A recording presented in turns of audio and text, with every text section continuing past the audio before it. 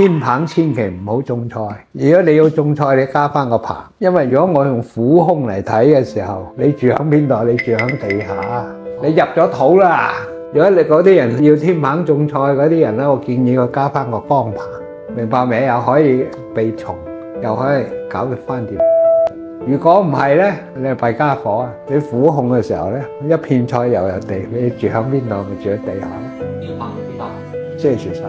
你有天台，你係種菜嘅地方，你可以留一部分出嚟。但係如果起碼都要有2/3改。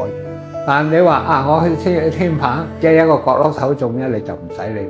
啊，我講話啲大面積咁種嘅，響空中一個游泳池又係啊，咁你唔變咗你住喺水底咯？呢啲形而上嘅嘢，即係注意一下。即係你起別墅啊咩天棚，你最好你唔好搞個游泳池。